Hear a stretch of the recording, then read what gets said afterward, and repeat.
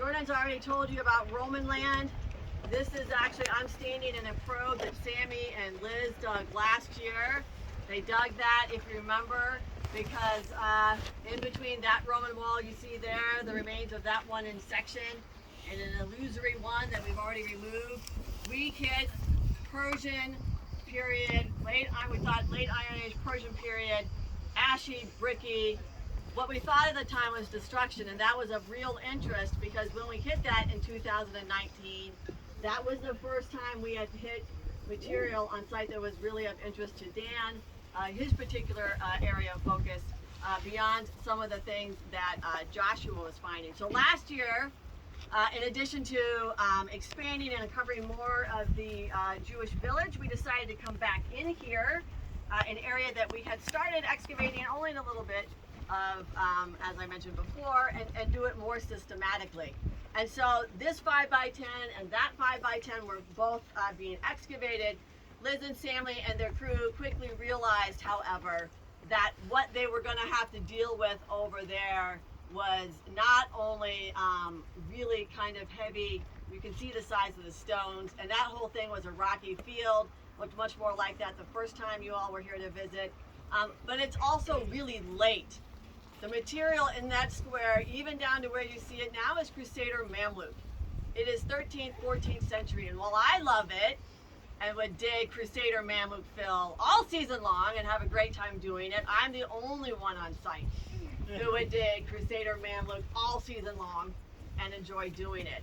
It also was not going to allow them to reach their goal, which was, again, to see if they could investigate more of this Persian period, or what we thought was Persian period material, and as well to answer the question of whether or not this field would be appropriate for more of a long-term Persian or Iron Age, really hopefully Iron Age exposure.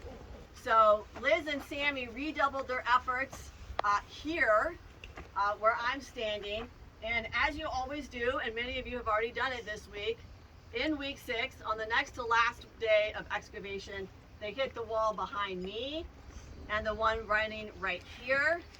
They found a nice flagstone pavement and an installation that's carved into bedrock. You can just see the lip of it right here. And they dated it because they were able to date it by the presence of an iron 2B store jar on the flagstone surface. Now that's a great way to kind of give us a date. We would love to actually get below a surface to really ascertain the date, but it's on bedrock, so that's kind of a problem. So we came back this year with this really interesting, and I should say the other thing that was really interesting about it and intriguing and has led to a conversation, an ongoing conversation that you guys have heard a lot about this season, was this is like Crusader Mamluk all the way down to here, right? Onto these walls, and then below it is Roman. So for some reason, this area was open, it was a depression, it was, something was going on here, so much so that we have really, really late material coming down on top of what we think is 8th century material. And so that led us to think about hydrology, how water might be working on the site, if we're dealing with erosional processes.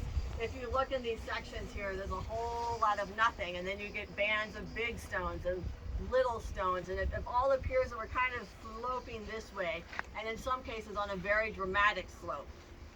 So when we started this season, we were inside those walls, and then we started coming down, and what we found were the Roman walls were bedded in a pretty homogeneous, bricky feeling, kind of ashy, bricky, hard, compact material.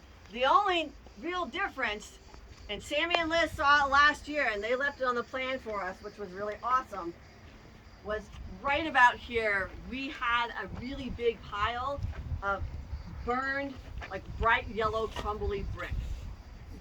So we spent, like, Noah, how long did we spend pedestaling that, working around it? Like 5 weeks. Right? Like 5 weeks. Like 5 weeks.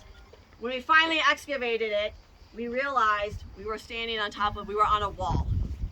So we had mud brick melt or mud brick collapse on top of this wall.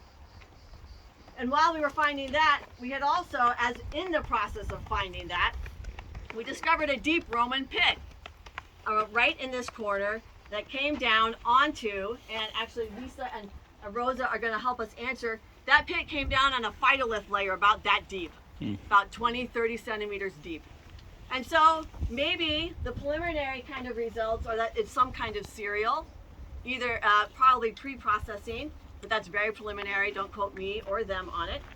We definitely have Roman coming down on top of that pit, again to the level like of this wall, but we're uncertain if that pit, if that phytolith layer might be going with what we see below or with the Roman period. So what we found below, right when we got below that pit, was not only this wall, but another wall running to it, right? We had cleaned up the section and we had found this wall. So now we have this wall with these big stones, which looks of a piece with the ones that we see there in the probe dug last year. But then we have these two walls, right, which are following on exactly the same orientation. It certainly looks like they're aware of each other. This one doesn't appear to cut this one in any way. They are both cut or disturbed by some later activity. And then over here in this corner, we quickly discovered that we had more burned mud brick. And not only do we have more burned mud brick, but we actually think we have a pretty, like this building was destroyed. And so we think that we have right here in between this wall and maybe another wall right there that is just peeking out of the section there, we have the destruction, an iron 2B destruction layer, which of course we found like 2 days ago.